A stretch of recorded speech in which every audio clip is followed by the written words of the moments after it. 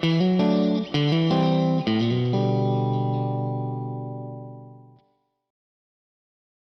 voice of Victorian racing and the voice of the Melbourne Cup is Matt Hill, who's been kind enough to join me. Matty, I know you'll be nervous. Breathe in, young man. I'm looking forward to having a chat to you. Oh, look, what's calling the Melbourne Cup to 50 million people when I have to talk to you, Richo? This is really difficult. I tell you what, though, I'm used to this home office stuff and being in four walls, because usually at a race meeting I'm stuck in four walls in a broadcast box. So I'm quite used to this environment. What's it been like, Matty, actually calling in a racetrack without hearing the crowd react to your call and hearing the crowd roar? Do you know what? The first meeting I did was, and I know you were there the day of All-Star Mile Day, and that was really eerie. It really hit me when the horses in particular were in the mounting yard for the All-Star Mile. I mean, what a race it was. And these are champion racehorses being followed basically by the Channel 7 helicopter over the top, and that was it. There was no reaction because there was no crowd there. And I reckon over the last 2 months, it's been testing, because when you're at an event with no crowd, it almost feels like the importance has been drawn away from the event. You could have 60,000 people at a racetrack with poor horses, but at the end of the day, it feels important because there's a lot of people there. So the fact that the TV audience has gone through the roof, the responsibility's been lumped more on the race caller as well. But you have to get yourself up for every race because there's no genuine crowd reaction. So it's been tricky, but it's been interesting. And racing's done such a terrific job. We're now up to 800 races that have been run. The security measures, or the biosecurity measures, have been put in place. So we've done a fantastic job.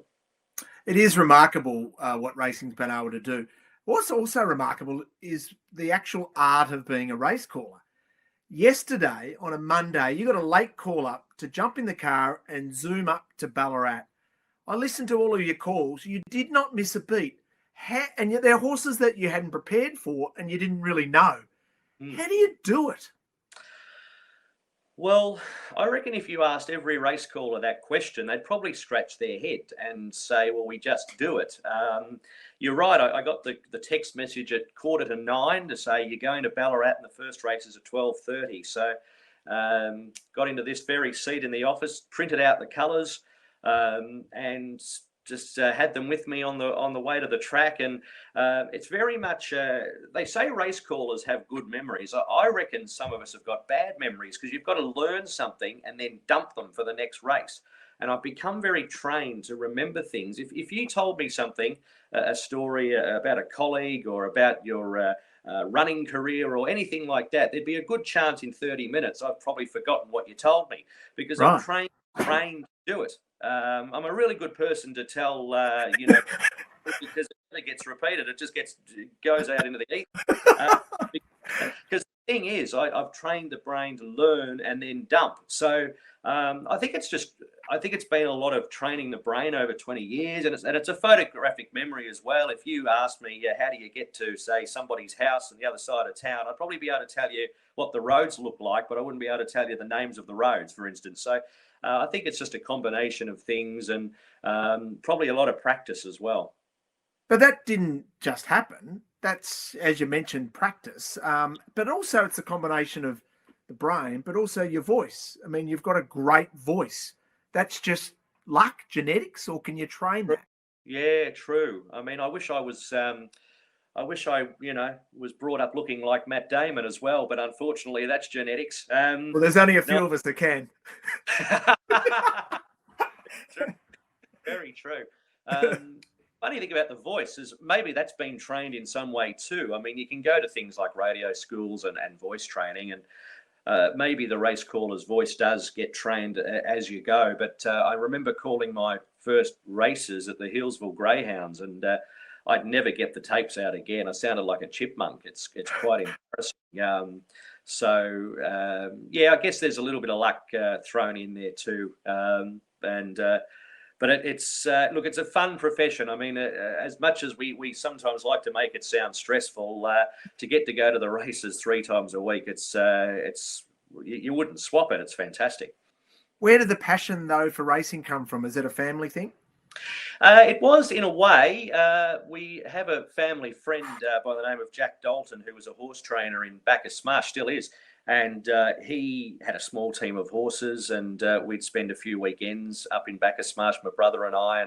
And he'd have, I'm sure he wouldn't mind me saying, some, moderate horses at best. So we were going to places like Mortlake and Dunkeld, and I'd sit in the float with the horses. And so I got to a stage where the bug got me. It never got my brother, but it got me. And going to the races and listening to the sound of the race caller, it was Greg Miles over the PA. And you talked about the crowd earlier on, Richo. That was one part of it that I really remember, is when Greg would say something at about the 600, crowd would react. He'd say, "Here comes Bone Crusher," and the whole crowd would react. And I thought, what a cool job that is. And then my granddad, who was a great punter way back, he used to have a barber shop in the west of Melbourne, and he'd always close his barber shop at midday and go with his friends to the races and have a punt. So his interest got rekindled when I got interested, and that's how it sort of took off. But as far as the race calling side goes, I guess I don't count myself to be that old. I'm only 39, but I'm still in that era that listened to the races. There wasn't a lot of TV. I think you remember the days when you'd sit there at home watching the cricket and you'd wonder what Daily Double Leagues Channel 9 were going to show, because you actually race. Back then there was barely TV racing, so I had to listen to the races, and I just loved the sound of it, and it was the mystique of it. I think it was the stuff that you think that you're hearing really brought about it in my imagination, and that's what I wanted to do for a living. Yeah, but it's not just racing for you. You also had a great passion. You've called Olympic Games, and fingers crossed, if we get to Tokyo 2020, you'll be calling Olympic Games again. Footy's a passion, so it's actually broadcasting, not just racing for you. Yeah, I think overall I have a love of broadcasting, but a love of just matching words to pictures. I really enjoy that part of it, and not that I get it right all the time. I think it's one of those things you can always change in your calls. But I was always I had two loves as a kid. I'd go to the Footscray football games with my grandma and stand on the concrete steps at the Western Oval. Or go to the races with granddad. So for me, it was, my misspent youth, I suppose, was listening to Greg Miles over the PA, thinking I'd like to sound like that. And then you'd turn the TV on and you'd see someone like Bruce McAvaney hosting every sport imaginable and calling them. And you'd think, gee, what a great job that would be. So just had a great love of sport and broadcasting, and it's a great way of joining them together. And I guess as time goes on, the challenge is that sports broadcasting is changing a lot.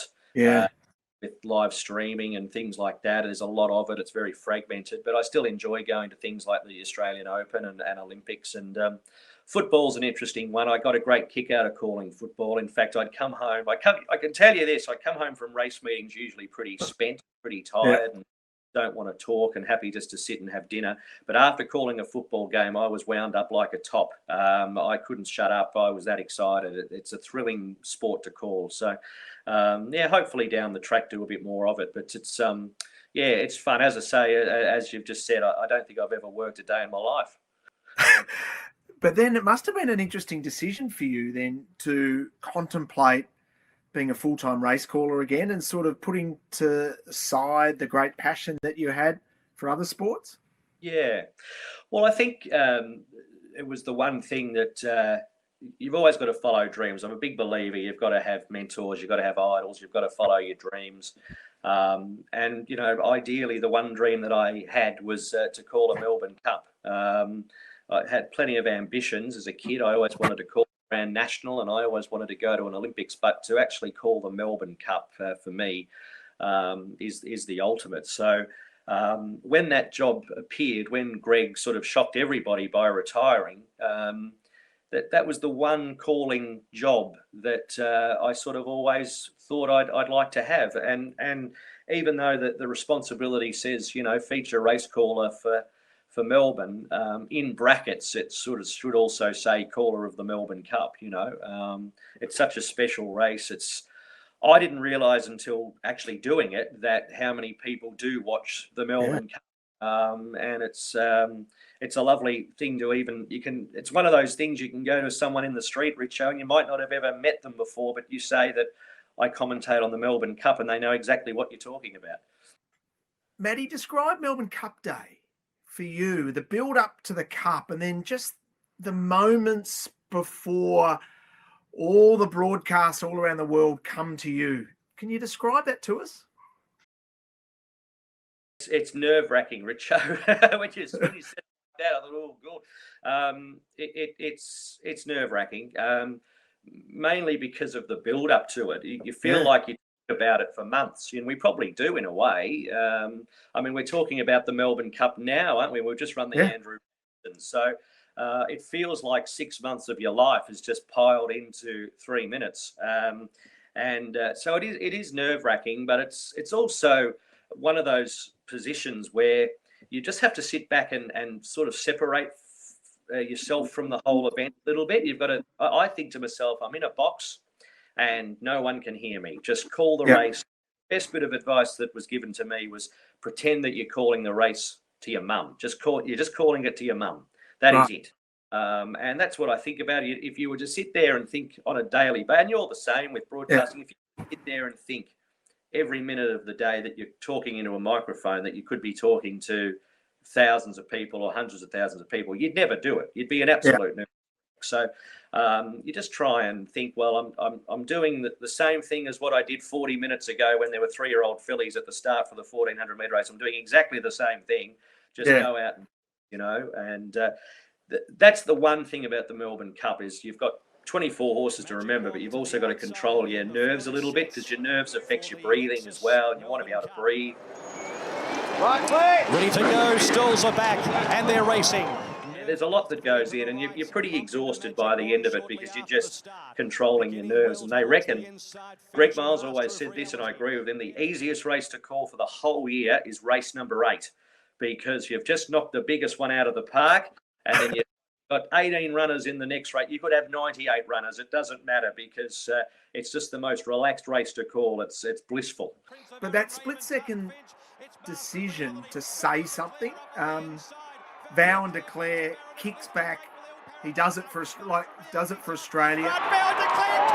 Vow and Declare's won it for Australia. They're on top of the world. You haven't got pre-rehearsed lines. You probably didn't think the Vow and Declare is going to win the race. No.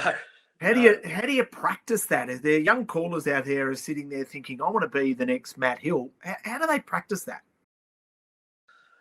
I think what I've tried to do is just say what I feel. In a perfect example with Vow and Declare, it was just what was in my mind at the time when they hit the line. I said for Australia because it was in the back of my mind that he was the only Australian horse in the field. So it sort of just came out that way. The other example would probably be Winx's second Turnbull, which I look at that race and think it wasn't the flashiest race call by any stretch, but it was what I said on the line when she was in trouble at one point, and then right at the line I said, now Winx is storming home. Winx over the top. Oh, she's too good. They can't beat her. Winx has won it by a length. They can't beat her, because that was basically what I was feeling at the time, exactly what Hunter would be thinking watching it. So I think that's what you've got to do. It's the old thing of, just call what you see. And they were just a couple of examples of what I felt at the time. So the only thing is you've sort of got to do it sparingly. You don't want to say too much when you're on the favourite and it's running 8th and can't get a run. I can't say what I'm feeling then. Hey, Matty, brilliant catching up with you, mate. There's young race callers out there that absolutely idolise you, but the good news is that you're 39 years of age, so they better get in the queue because you ain't going anywhere. Well, that used to always be the case, with race callers. You have to either wait for them to die or retire. But look, I'm sure that the scary thing, Richo, is there are a couple of young race callers snapping at our heels, and they're doing things completely differently. I went to racetracks with a little dictaphone and a pair of binoculars and used a spare broadcast box. the youngsters aren't doing that anymore. They're sitting at home watching their computer calling races off a monitor. So who knows? The job might change in the next 5 or 10 years. But I know one thing, it's probably one of the only jobs in the world that a computer can't take over. Well, hopefully not. So we might be around for a little bit longer. You're bloody brilliant at it, mate, and everyone loves you in racing. Great to catch up. Yeah, you too, Richo. Always great fun. Thank you.